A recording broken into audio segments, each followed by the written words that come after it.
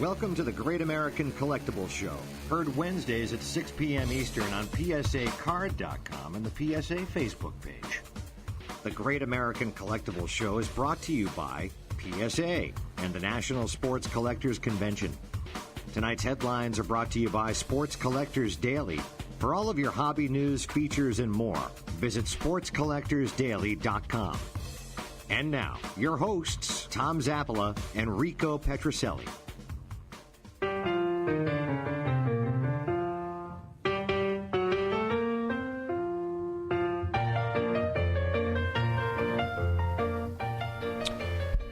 Louis, where the hell is Rico?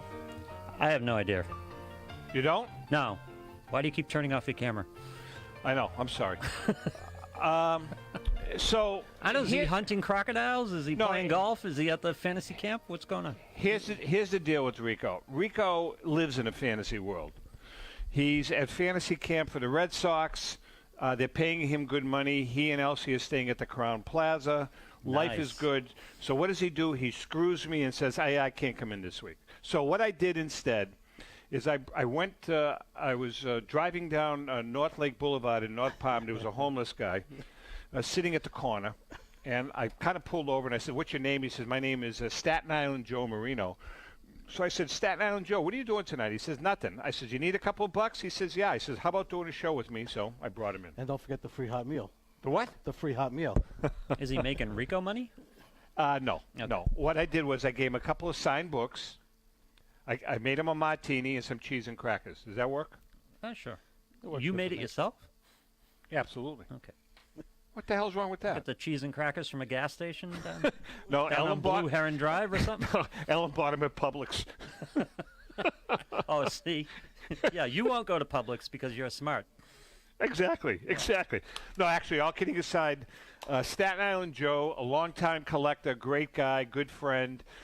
Joe at one time owned B&A Sports Collectibles until he got arrested and he went to prison. Just got out last Thursday. So, Joe, you've done well. Take him to Two Drunken Goats. We're going to Frigates tonight after the show. Oh, thanks. Yeah, we're going to go to Frigates. Frigates. My probation officer said I can't go there. You're going to the on-site club. It's like, thanks for putting out. Well, walking across. Listen, I got to walk across the parking lot. Exactly. Got to walk Another across. martini I'll be walking. Exactly. Jeez. Right? What the hell's wrong with that? All right, listen. Rico is not here. He's doing a Red Sox Fantasy Camp. So I get the pitch hit for him. You do. Joe Okay. Joe Marino, good friend, is in. Joe, notice I have my Red Sox hat on. This knucklehead has his Yankee hat on. True. You guys have spent a lot of money and you're still not going anywhere. I'm just telling you right now. A little minor setback. It's just a rebuilding year. Another year or two, your Red Sox will be back in ninth place again. Jesus Christ. That's encouraging because Tom had the Yankees winning by 7 games last July. I did. But listen, before we start anything, and Louis, I need your opinion. I want your honest assessment. Yes. After the game Sunday night, Yes. how did you sleep? I didn't. That was as fun as it gets. It was. The way I'm describing it to everybody is I like to drink during football games. I love to drink during football games. Sunday night, I had to drink. It wasn't liking. I had to drink. It got to a point. It was just brutal. It was great, though. I tell you what. I went to bed. It's like one of the very few nights that I was like cuddled, and I just had this great feeling because I said, you know something, for the next 2 weeks, there's no stress. Just enjoy the moment for the next 2 weeks. Oh, just enjoy the rest of the country losing their ever-loving. Oh, absolutely. They go. Ellen and I were in. We were in of course, a liquor store. and Where else? And I was buying some liquor, and I had just a Red Sox hat on, and the cashier, she looks at us, she says, "You guys cheat." That's the first. That was the first thing out of her mouth. You guys cheat. Well, if that defensive lineman doesn't line up in the neutral zone, it's stop a different game. Please stop. Different outcome. But he did. But he did. That's right. He did. All right, listen, we got a great show tonight. As I was telling Leighton in the vintage breaks before, it's the Patriots are the last team I'm a fan of. It's like I'm a fanboy when it comes to the Patriots. I just enjoy the hell out of it. I do too, and I agree. And you know something, TB12. I mean, how good can he possibly look at that age? He was phenomenal. Yep. Phenomenal. Just unbelievable. All right, listen, we got a good show tonight. We've got our good friend is coming on in about 30 seconds, John Taube from JT Collectibles. We love John. We're going to talk to him. John is the foremost bat expert in the United States. But first, let's do our headlines, and then I have our trivia question. All right, Joe, you're not eligible, by the way. Okay. All right, first our headlines. Panini America has become the first major trading card company to strike a partnership with an esports organization. While that might mean trading cards featuring some well-known gamers, the deal with Complexity Gaming of Dallas is about much more than that. The expectation is that the deal will help Panini grow its business with a younger audience that likes esports while helping Complexity reach a more traditional fan base. Complexity, managed in part by Dallas Cowboys owner Jerry Jones, has its headquarters in Frisco, Texas, in the same complex that houses the Cowboys practice facility. According to the new release, the companies will work to engage fans from both esports and traditional sports and bring it all together, which is pretty awesome. For hobby news, features, and much more, visit sportscollectorsdaily.com, Joe. What do you think? All right, here's our trivia question. All right, listen. I'm going to talk to our regulars here. You guys, you're beginning to depress me because you don't have your little internets in front of you to answer my great trivia questions. So I blew off last week's question. By the way, the answer to the educator guy, his name was, what the hell was his name? His name was Who Gives a Rat's Ass? No. Okay. Dale Coogan. But here's the trivia question for you guys. And guess what? It's not going to get any easier. You got to think. You got to do a little research. I'm not just going to hand out the presents. But here are the gifts. This is a couple of good ones. This is a 2018 Topps Heritage Mike Trout Mint 9. There's one. And look at this one. A 1998, pretty cool, huh? Yeah, Tiger Woods. Champions of Golf, Tiger Woods Masters Collection, PSA 5. Very nice. Here's the trivia question. If you get it, you win it. They should have a card of his wife taking his driver to his car. This 1952 Topps player is still going strong at 92. He was tabbed, I repeat, he was tabbed to be the next Joe DiMaggio by the press. And by the way, Joe DiMaggio was pretty overrated, but that's another discussion. Yeah. But never came close to accomplishing what Joe DiMaggio accomplished. His best years were with the Tigers in the 50s. Andrew Benintendi. He had a lifetime .279 batting average. Who was promulgated to be the next Joe DiMaggio in the 50s? What's his name? Jackie You guess Bradley it? Jr. I hate you. God, I hate you. You get it, you win. How's that? Well, you can't guess. Stan Orr, John Berardino. John, you are absolutely wrong. All right, let's bring in John Taube, our good pal from JT Sports. John, my friend, how are you? Hang on. I sound like you're having a good time. John, we haven't spoken to you in such a long time. How you doing, buddy? I'm doing good. Well, first thing I'm going to do is I'm holding up this book. This is a book that Ellen and I and Joe Orlando wrote. It actually won 2 medals, the gold medal and the silver medal, Ippy Award and the Ben Franklin Award. It's called Legendary Lumber, and this book would not have been done if it weren't for the help of John Taube, the foremost bat expert in the country. John, thank you so much. Your expertise in bats is just amazing. Our pleasure. Thank you, Tom. Hey, listen, quick one. First of all, Ellen is our assistant producer tonight, and you were kind enough, as everybody knows, we're doing, and Joe, Staten Island Joe is going to be a big help to us. On March 6th, we're doing a Jimmy Fund fundraiser for children's cancer at Boston's on the Beach, and John Taube was wonderful to give us a couple of bats. Is this from John? Okay. Look at this one here. This is one of the items that's going to be on the eBay auction, charities auction. We've got some wonderful stuff that we're going to show you. This is a Jim Rice model bat, authenticated. Now, it's not game used, but this was in Jim's personal collection when he was playing for the Red Sox circa 1985 to 88. And John was nice enough. Here's the COA. certificate of authenticity. But here's a really neat one from John. And Louis, you're a Uke fan, weren't you, Louis? I like Uke, sure. This is a gamer, TPX gamer, by owned by Kevin Youkilis when he played for the Red Sox, and this is one of the items that's going to go.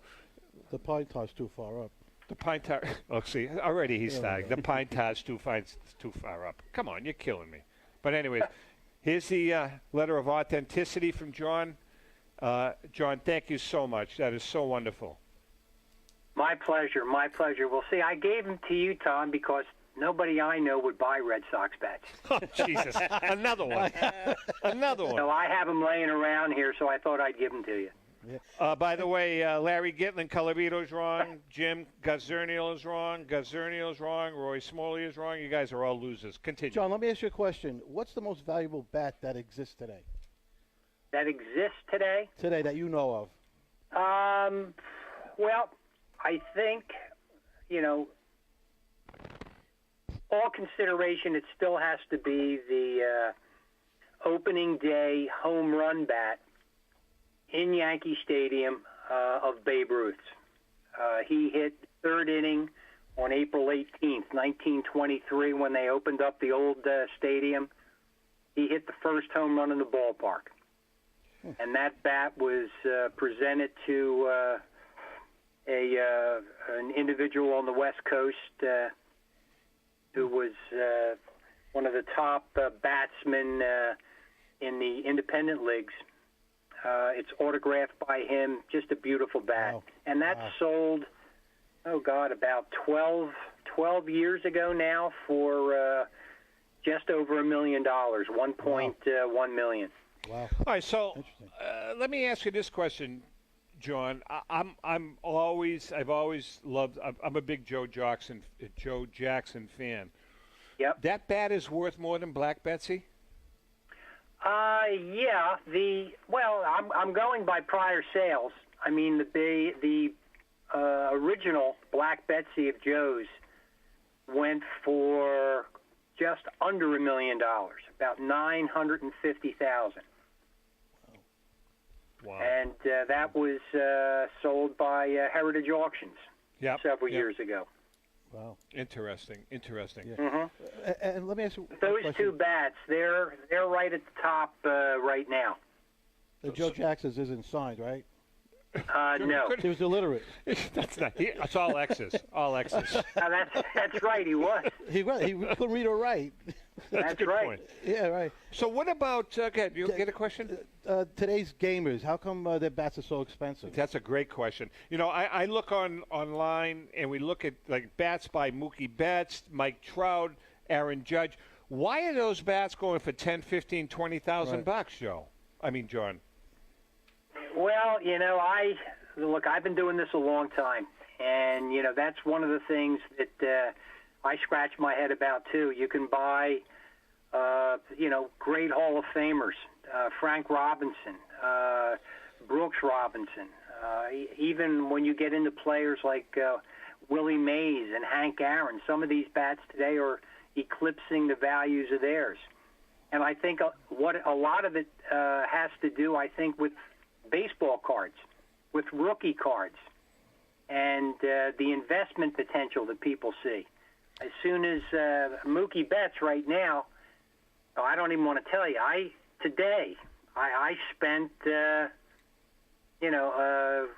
over $8,000 for a Mookie Betts bat. Jesus. For a customer. So, is there a possibility that these players have deals with the bat companies relative? Well, they do, but see, what's hard to understand is, Mookie is going to play how much longer? At least 10 years, barring injury. Right. Same with Mike Trout. Mike Trout has been selling his game-used bats since his second year in the big leagues. And there's a number of them out there, and they sell for thousands of dollars. the consumption, is still there. It's amazing. Unbelievable. John, let me ask you a question. Every year, more and more home runs are being hit. Is that attributed to the lumber that they're using now for the bats? I mean, are they making bats out of different lumber? It does have, I think, that to a degree, yes. These maple bats and the finishing process really, it's a much harder wood. And the ball comes off of the bat with a greater, exit velocity, if you will. Everybody talks about the ball, than ever before, but the game has changed too. I mean, these players are all in great shape. They're working out in the gym. There is no more slap hitting. There is no more moving the runners. You can see it, especially in the American League.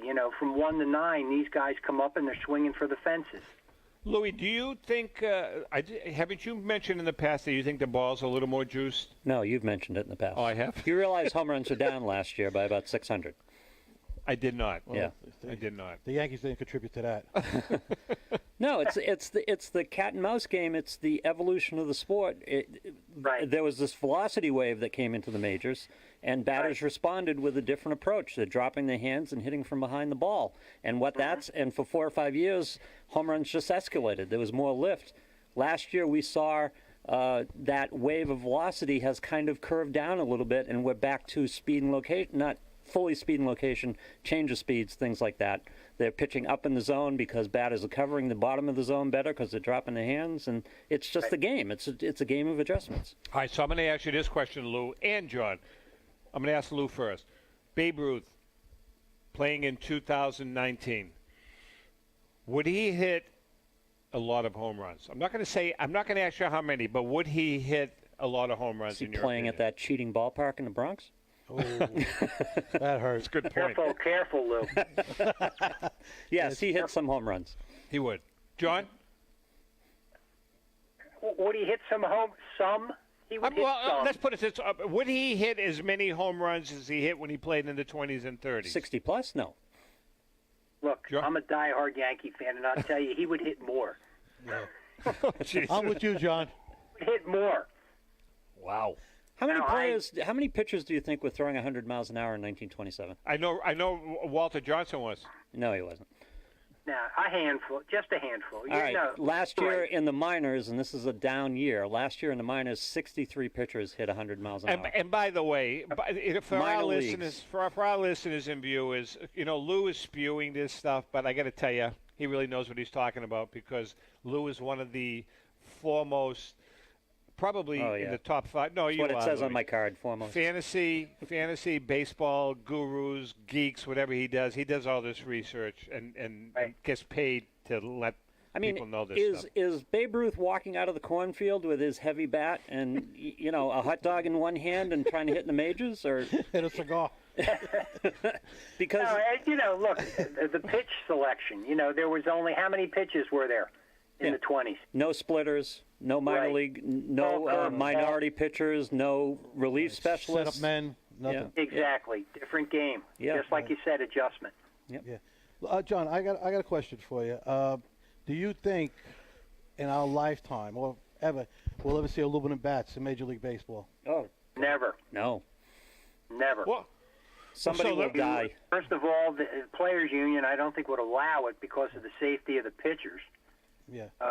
But no, you'll never see it at the major league level. Staten Island Joe, you're asking some intelligent questions. Well, I try to be intelligent. John, what about wooden bats going back to colleges and high schools? Is that ever going to happen? That is hard to say. I can tell you that's something that I would like to see, but I think there's, when you get to the high school level, I don't know about the college level, but at the high school level, I think as far as, budgets are concerned, you have a longer life expectancy, much longer with an aluminum bat. Wow. Hey, listen, we have a winner. Johnny Groth was the answer. Brian Mauer. Here are the 2 cards. I'll repeat the question. Congratulations, Brian. This 1952 Topps player is still going strong at 92. He was tapped to be the next DiMaggio by the press, but kind of never made it. Who? Johnny Groth, lifetime .279 hitter.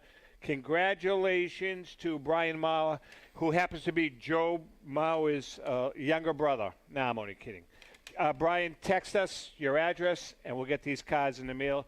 Congratulations. And to Stan Orr, Joe Mariano, Joe Marino, all you guys, Ray Fornio, you guys are all losers. You're losers. I wasn't eligible. Oh, that's right. All right, listen, we're going to take a break. We come back. We're going to chat a few minutes with Ken DeMarco from Tobacco Row. We don't do this often, but this is kind of a cool group. And then we're going to come back to John. Hang in there. We'll be right back.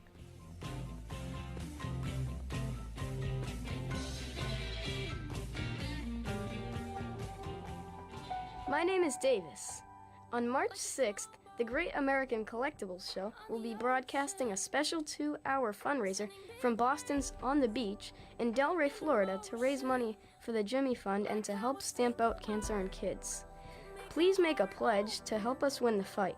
We are all touched by cancer and we can win. The Jimmy Fund is the official charity of the champion Red Sox.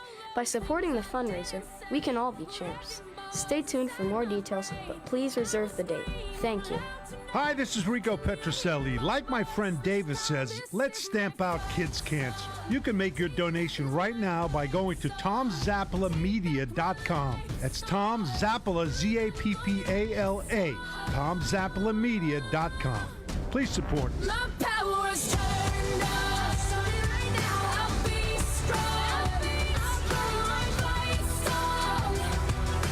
Since 1996, Brian Drent and the staff at Denver's Mile High Card Company have led the charge in the collectibles hobby. Mile High is a full-service dealer specializing in buying and selling cards and offers a competitive consignment program for all collectors. Whether it be their computerized want list service, appraisals, or auction services, Mile High has it all. If you've been searching for a company with a selection of high-grade vintage 1888 to 1970 baseball cards and memorabilia that shares your passion, aim high, Mile High. Go to milehighcardco.com or call 303-840-2784 for more information.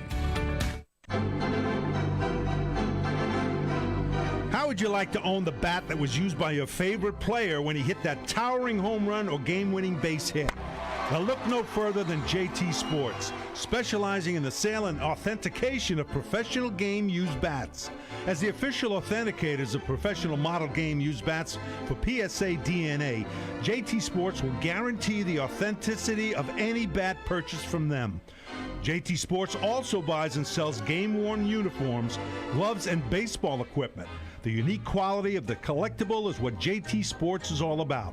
Give them a call at 609-487-8003 or check them out at GameUseBats.com. This is Brian Drent, president of Mile High Card Company.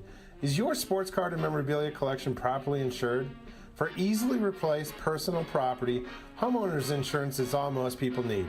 But for prized possessions that you may have spent a lifetime collecting, it doesn't go nearly far enough. Collectibles Insurance Services has been insuring for over 50 years. They offer a full range of protection and a $0 deductible at an affordable rate with no appraisals required. I know because they insure my collection. If you have a minute, go to collectinsure.com and learn more about insuring your personal card or memorabilia collection. Since 2008, PWCC has tracked card collecting data and proven that investment caliber cards are the way of the collecting future.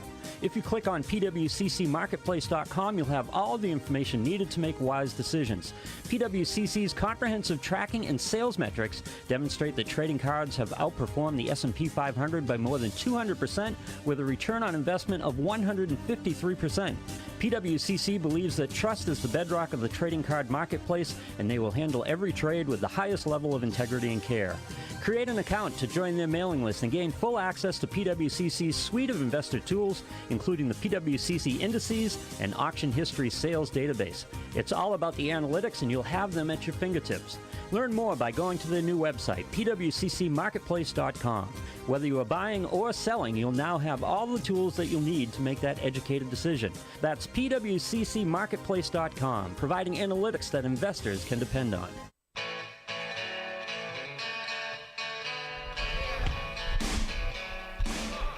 Okay, we are back, and I screwed up again. I always screw up, Joe. I know. We had 2 winners. Our good friend Stan Orr, who is, by the way, the illegitimate son of Bobby Orr. Oh. Bobby had sex with somebody, and he got married, and Stan is the kid, but it doesn't matter. Stan, you win, baby. So we got 2 winners. We have Mr. Mauer and Stan. And Stan, I just picked out 2 great cards for you because you've been such a good. I picked them out, Stan. Yeah, he did. Joe did. All right, here's a Cody Bellinger, who was, by the way, very overrated. This is a PSA 9. That's for you, Stan. This from a man who knows overrating. Yeah. And you ready for this one, Stan? I know This is because good, you were related to Bobby Orr, and we dug Hockey's deep in your blood. into the archives. This is an OPG 1988 Wayne Gretzky near mint 7. That's for you, good. Stan.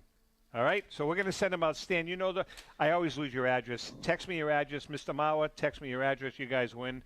Brian Drent is listening. We love Brian. Brian has a sale. He's got an auction coming up that is mind-blowing. We're going to talk about next week. I was going to contact you, Brian. Unbelievable, some of the stuff that he's going to be doing in his next auction. It's going to blow everybody away. We're going to talk about it next week with Brian. We're going to get him on the phone for a couple of minutes. Louis, do we have time to do a little eBay? Oh, my God, you're killing me. I'm killing you? No, that's good, Lou. You're multitasking. I want to talk about our good friends at eBay. If you're looking for autographed memorabilia, hard-to-find collectibles from your favorite team, or that New England Patriots championship hat that's going to be on sale soon, jump on eBay. Here are a couple examples right now of great stuff being offered on eBay. How about a 2005 Cooperstown cut autograph of Satchel Paige, PSA authenticated 2 of 2, $676.00. Oh, hold on. What? $676. What do you have to be a wise guy for? Because you would think there'd be a dollar sign there. Good point. That's what it was. Or a Cy Young signed autograph page from 1952. Autograph page? Something like that. What's an autograph page? Just read the damn thing. From 1952, PSA DNA authenticated. Bidding is at $130. Here's one. A full-size Red Sox batting helmet, not game used, but signed by Rico and 8 other Sox players, including Cecil Cooper, the immortal Cecil Cooper, and Denny Doyle. Wow. Joe, $150. $150. And, of course, as we say every week, Joe. If you live under a bridge. If you live in a tent, if you live on the beach, you live under a bridge, you live in your car like on the Joe lives, North Lake Boulevard. you can purchase an Alex Rodriguez ungraded Topps card, one of the greatest players of all time, even though he shot all kinds of stuff into his veins. Okay. 2001 for 99 cents. And we'll throw in the juice of your choice. Orange juice, grape juice, we'll throw it in. Apple, juice? orange, unidentifiable, it's yours.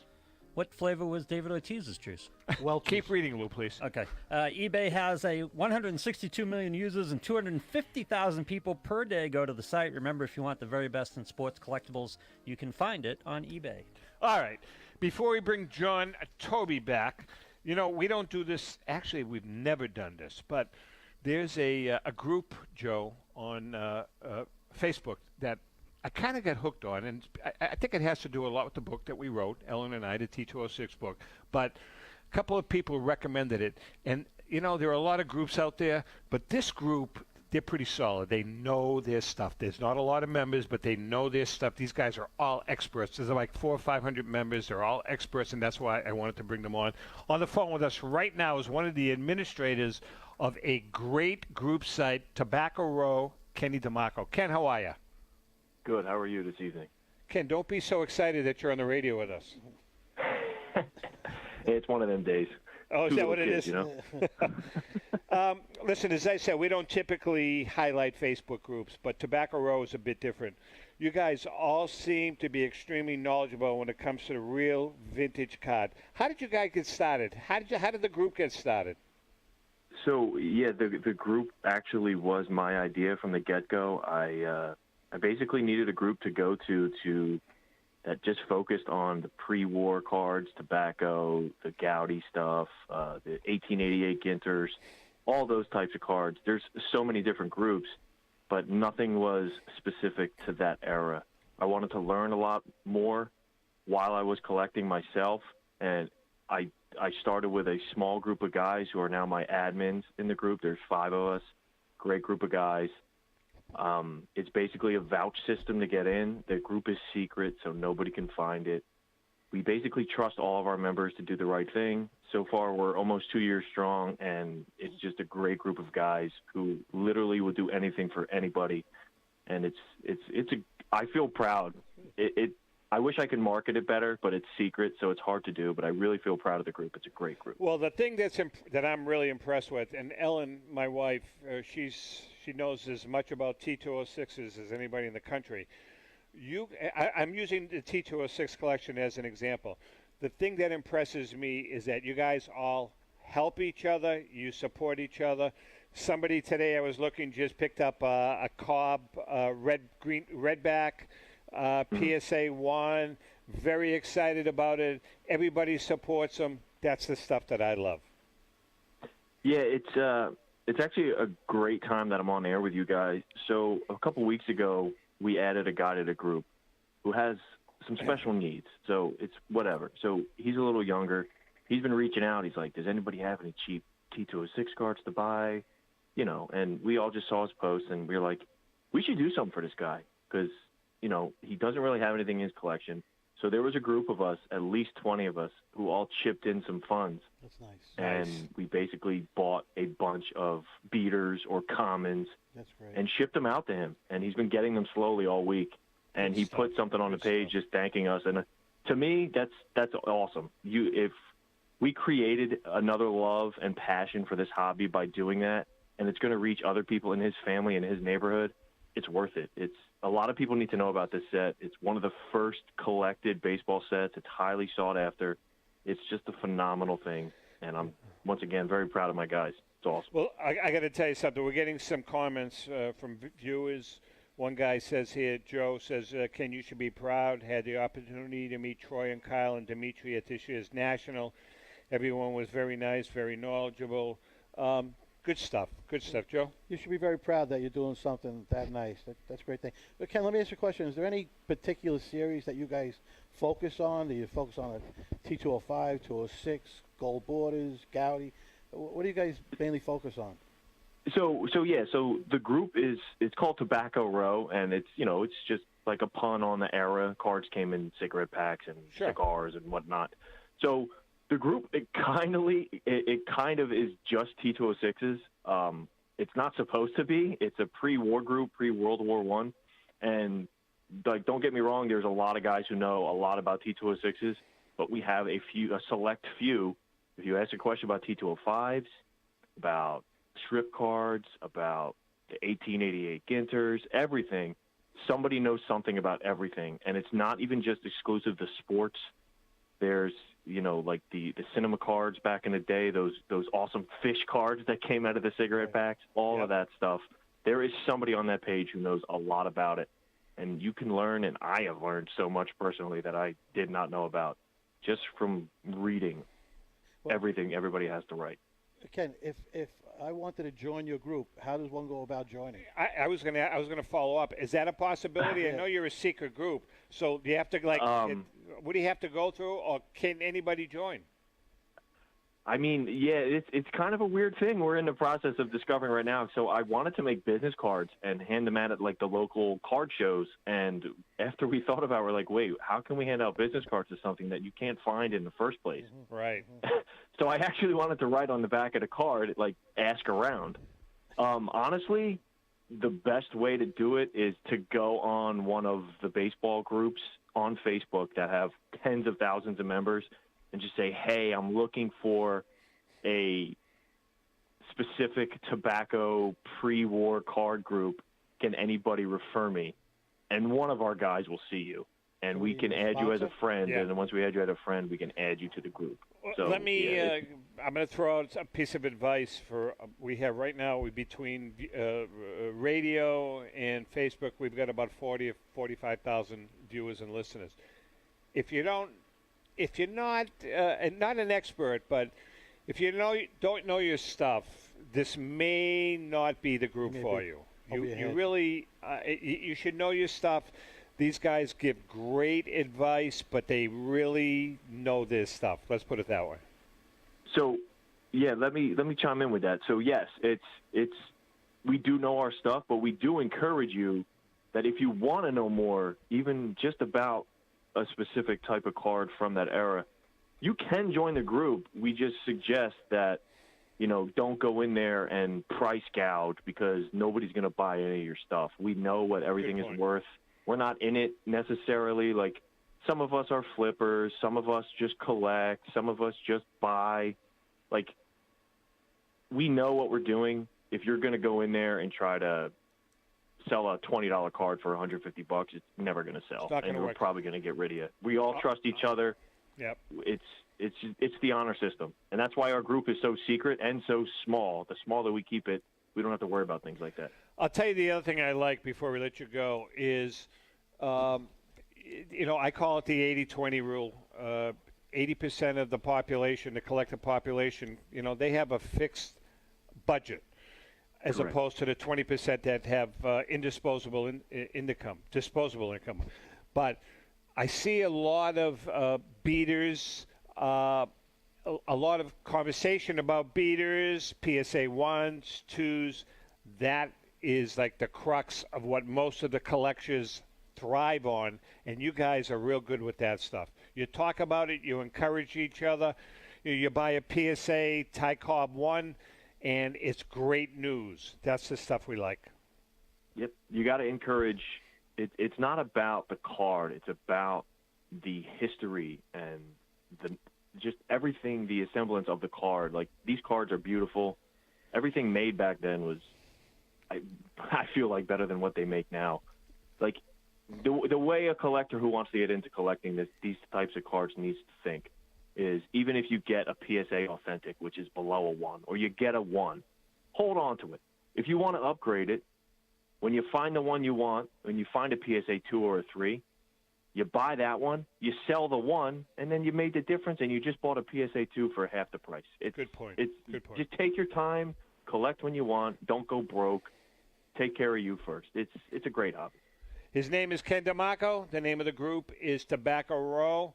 If you're lucky enough to get in, I encourage you to do so. Kenny, thanks so much. We appreciate it. Good talking to you, Ken. Thank you, guys. Have a good evening. Take care. Thanks. All right, while Louie is getting John Taube back on the phone, why don't you, Mr. Marino? Now, listen, I'm paying you big money. Big money, huh? All right, can you, read this, intelligently? Okay, I wanted to read this because this is a great show. Go ahead. I go to this show occasionally, and I live in Staten Island. This show is about 125 miles from my home, and it's worth the trip. I can tell you that. We're talking about the East Coast Sports Marketing, along with Hunt's Auction, are pleased to present the Philadelphia Sports Collectibles Show. This show started back in 1975 and is one of the oldest running sports collectibles shows in the country. Held on March 1st to the 3rd at the Valley Forge Casino Resort in King of Prussia, Pennsylvania. This iconic show features 54,000 square feet of sports, collectibles, and memorabilia from 1800s to the present day. 1800s. Hey, You were in grammar school then. You were born that year. Okay. Meet superstars, athletes all weekend long. Stop. This is the copy that Rico kept reading. Yeah, Rico's drunk right now in some dugout. Right. Go ahead. Okay. Most major auction houses will be on site offering free appraisals all weekend long. Industry-leading grading and authentication. Yeah, this is real good, Joe. Joe, don't take that. Why do you think he doesn't Now read I know why them? Rico's not here. Now I know why Rico's not here. This is why Tom never reads that. There'll be industry-leading companies will be accepting items with no appointments needed. Okay. For more information, go to. You don't have to do the www anymore. Okay. Go to. I'm surprised he spelled it right. PhillyShow.com. That's PhillyShow.com. That's the Philly Show where it's all started. And believe me, it's worth the trip, guys. Yeah, I have to send Joe Drellick now a check. You realize that? Yes, I got to send him a check. All right, we got John back? Yes. All right, John Toby. We're only teasing. Joe, nice job. Thank you. Johnny, you there? I'm here. He left. Good. Hey, John, I got to tell you something. I meant to tell you this. About a month ago, I got a call. I'm going to tell the story. I got a call from a private collector in California. Okay. And he said, I need a favor. Yaz, as you know, John, only does one signing a year now. Yes. And that's in Burlington. And it was for the late Dick Gordon. And, you know, Dick's passed away, so Dick's wife kind of handled it. So he called me up. He said, I own Yaz's Triple Crown bat from 1967, the one that he used most of the season. He said, can you possibly, so I don't have to get on a plane, can I send it to you, and would you mind having Kyle sign it? So I called Rico up. I said, Rico, I'm telling you right now, I'm not standing in line for 3 hours. Right. So Rico made a call. So she called me. Dick's wife called me. I think her name is Gloria. We've met her before. She said, come right. What's her name, John? Is it Gloria? Gloria. It's Gloria. Gloria, right. So Gloria called me up and Ellen up and said, come on down before we open and you can come right in. So we brought the bat, went right in. And I can be honest with you, I was shocked at how he looks. He's really in tough shape. He's really aged. He's really struggling. I'm not sure. I think this is. I'm not sure there's going to be another signing by him. I think he's pretty much just not going to do it anymore. But is that bat worth some money? Well, yes, it is. You know, that's collectors have an affinity, especially for special seasons like that. You know, Triple Crown years, very rare. And generally those types of bats are at the, the pinnacle of the price range for that given player when you can find one from a Triple Crown season. That rings true with, players like Frank Robinson, Miguel Cabrera, Mickey Mantle. Anything from those years are very valuable. Really? Mm-hmm. John, is there any market for prop bats, movie bats, things like that? Good point. Good point. I'm thinking of the one from The Natural. Well, the Wonder Boy. Yeah. There's always a home for that kind of stuff. But honestly, not as much as you would think. But I would like to see the Wonder Boy at public auction. That would be interesting. Yeah, it would. Because that's, arguably everybody may say that's the best baseball movie. Joey? John, in the course of the year, when players use the bat, did they use a lighter bat in the beginning of the season and then work its way up to a heavier bat or vice reverse, versa? Or vice versa? Well, it depends on the player, but generally if that's going to occur, it's vice versa. They'll use something heavier in the beginning of the year and then lighten up as you get into the dog days and, towards the end of the season. Gotcha. Is there a paucity of bats here because players are shaving the handles more? The handles are a lot thinner, and even though they're using different woods, what are the percentages of bats that survive any kind of time in the season dwindling? That survive? Well, I'll tell you, not really. I mean, we see a lot of uncracked material. The bats are, since the maple bats were addressed a few years ago, where they turned the grain on them, and now the face grain is where you contact the ball. That's the strongest area of the bat. Mm-hmm. They're not shattering like they used to. So, you still get your share of cracked bats, but I think, with the new processes, the new finishes, these bats are getting much longer life. Hey, John, what about the, quote, infamous backs? What kind of value does the Ken Brett Pine Tar bat, the Sammy Sosa cork bat, the Johnny Roseboro beat you over the head bat? What kind of value do those bats have? Oh, those bats are, I don't want to say priceless, but they are very, very much more expensive than the normal player bat. To give you an example, a George Brett bat, and a nice George Brett bat, is going to sell with light pine tar, will probably sell in a $5,000 or $6,000 range. Wow. And if you take that same bat and that he's used, and it's heavily tarred, and I mean copious amounts of tar on his bats. You can triple that price. Wow. That's unbelievable. I know. I have a Mickey Mantle game used collectors love that. Yeah. You know, that's what they love. They love the tar. George Brett is synonymous, you know, with pine tar. Yeah. John, I have a Mickey Mantle game-used bat from the early 60s. My best friend growing up, his cousin was the bat boy for the Yankees, and he would bring us used equipment or equipment that they discarded. And I saved it all these years, and I met Mantle several times with the bat. He refused to sign that bat. Would never sign it. He would never sign that bat. It became an ongoing joke after a while. Every time I saw him, he would never sign it. Wow. Well, when did you meet him? In the 80s? It was probably in the late early 80s, early 90s. Well, you know, back then, Mickey, he wouldn't sign any bats, so don't take it personal. Right. Wow. Right. What is the reason? You know, he just had a thing that he wouldn't sign. He would not sign game-used bats. Right. If you put a bat in front of him, he wouldn't sign it. Yeah. Wow. He would did sign later scoreboard. on. You know, he signed a contract, but you know, prior to that, it was very difficult to get his name on a baseball bat. John, does a cracked bat have less value than a gamer? I mean, I was talking about a gamer cracked bat versus a gamer. Yes, across the board, an uncracked bat is going to have a greater value than a cracked bat. Really? Yeah. Collectors just prefer, you know, heavy use, uncracked, and autographed. Who was the vintage T206 guy that used a double? Was it Willie Keeler? Used a double knob? Double knob was Nap Lajoie. Nap Lajoie. That's right. Big value there?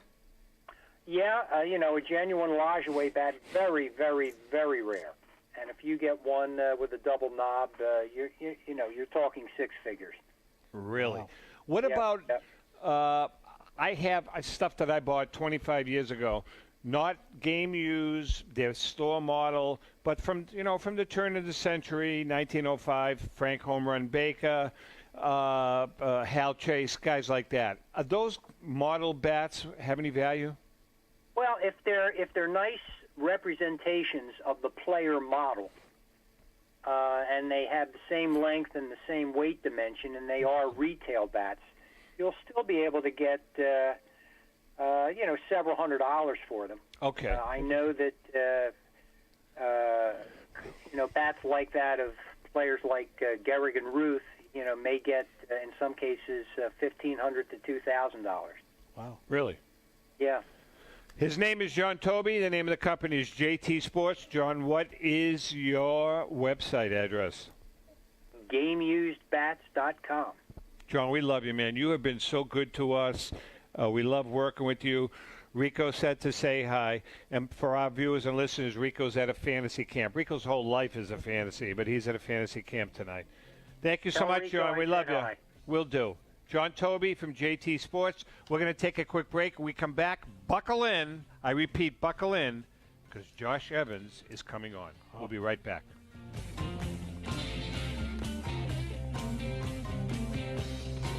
Hi, everyone. I'm Rico Petrocelli, and I'm very excited to talk to you about our new partner, Panini America. Panini America is the world leader in licensed sports and entertainment collectibles, and we're proud to have them as the official trading card of the Great American Collectibles Show. When it comes to modern trading cards of your favorite players, Panini America leads the way in terms of innovation, design, creativity, value, and fun.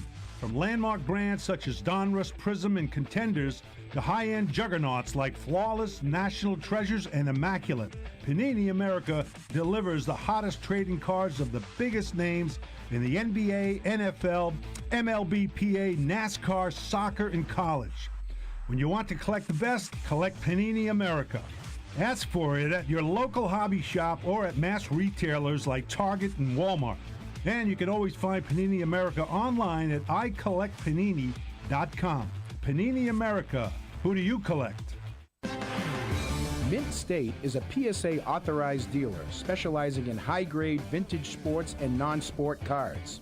Established in 2002 and in its 18th year of full-time operation, we utilize an extensive network of sellers, collectors, and other dealers for the millions of dollars in collectibles we sell every year. Mint State has assisted with many of the finest collections ever assembled and offers sellers, such as the owners of the Lucky 7 Find, an attractive consignment package in addition to outright purchase. For more information, please visit mintstateinc.com or contact Rick Snyder by email at mintstate@msn.com or by telephone at 630-365-9790. Happy hunting! When it comes to meeting a budget, Pristine Auction has something for everyone. Jared and his staff at Pristine offer several auction formats, all the way down to a daily auction. Each auction ends nightly with hundreds of lots, and by the way, all daily auctions are offered with no reserve prices. Whether it's cards, signed jerseys, sports, or non-sports memorabilia, Pristine has it all. Pristine Auction is also proud to partner with Hope Sports in Mexico. Our mission is to help those in need. That's Pristine Auction, Pristine. Simply go to pristineauction.com and begin bidding. And don't forget, mention the guys from the Great American Collectibles Show. That's Pristine Auction, meeting your collectible needs. If you're a collector and want the best return when you sell your cards, look no further than Small Traditions.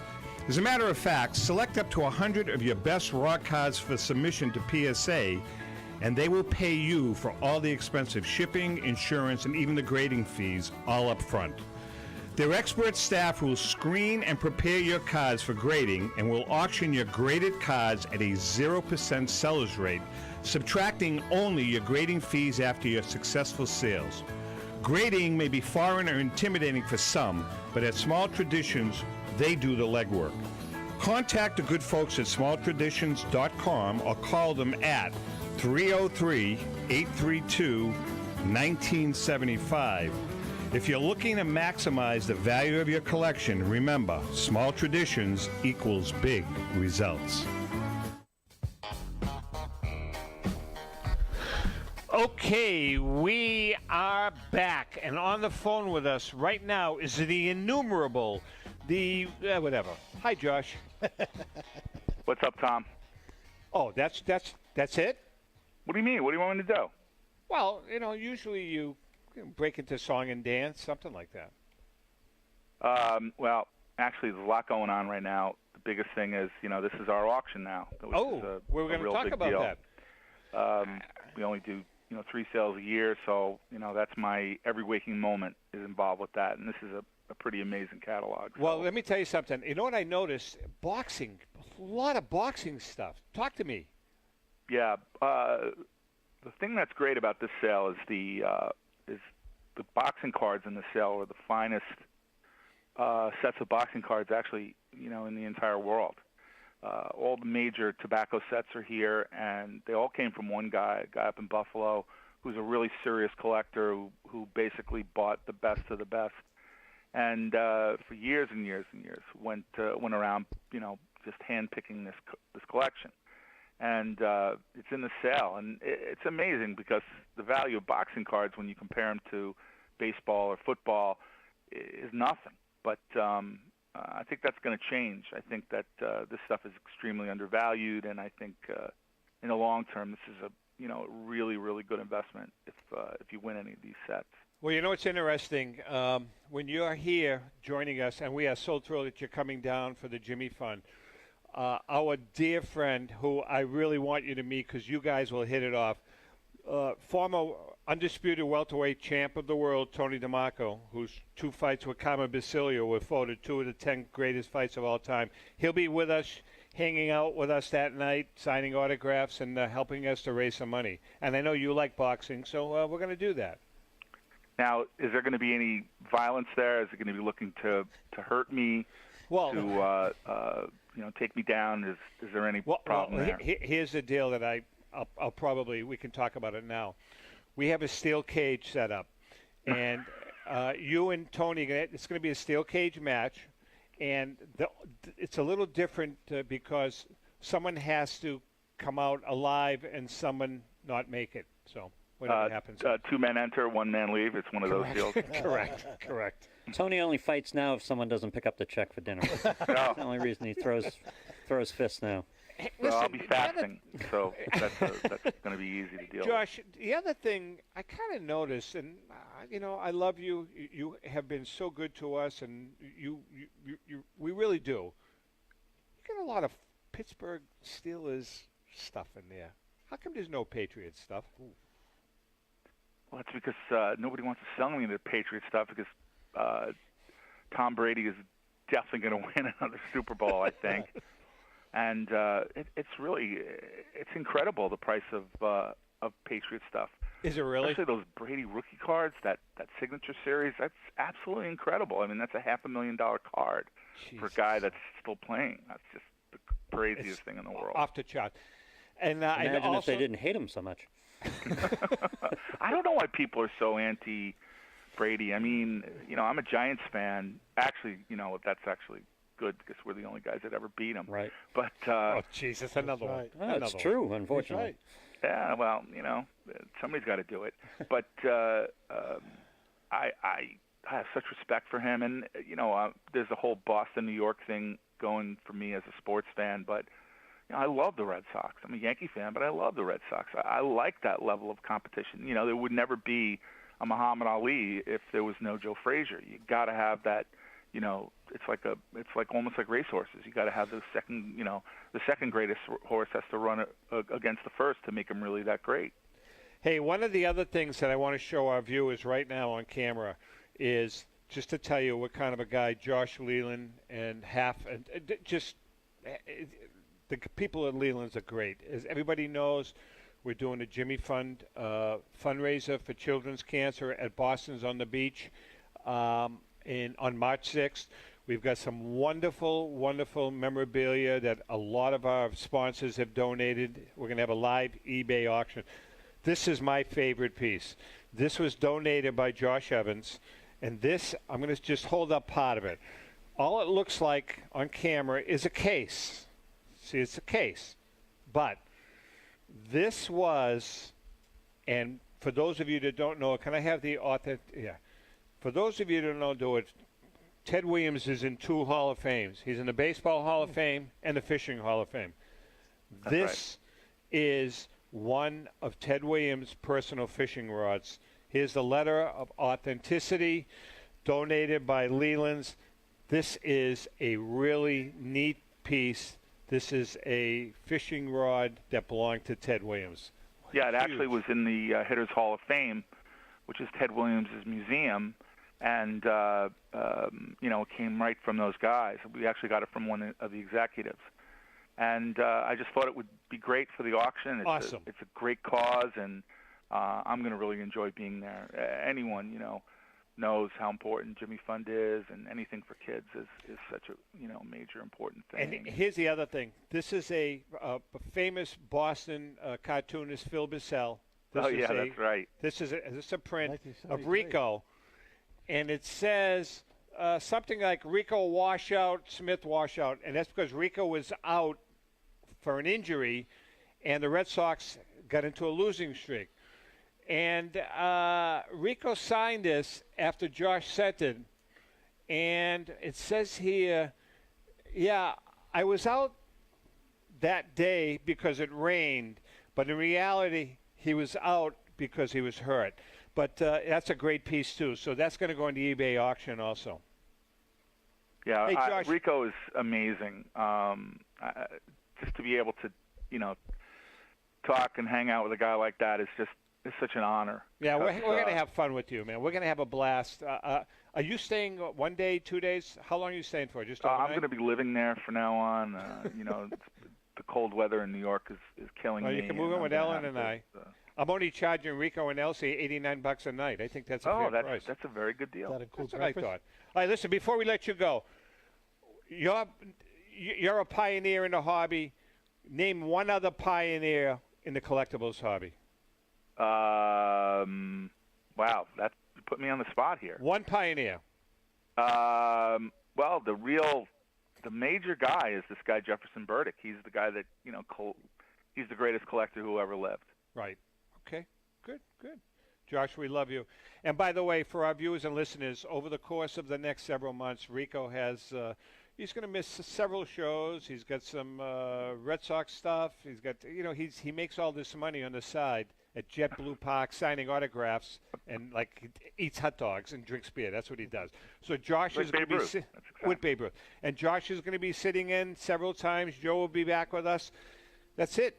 Josh, we love you. You know that, and we can't. I love you guys. Can't tell you love how. The show, and we really look forward to you coming down. Wish you guys the best always. Really. All right, Josh, Leland Evans from the best in the industry. With that being said, Joe, thank you very much. Thank you for having me. To our viewers and listeners, we love you guys. Thank you for all the support, and remember, happy collecting.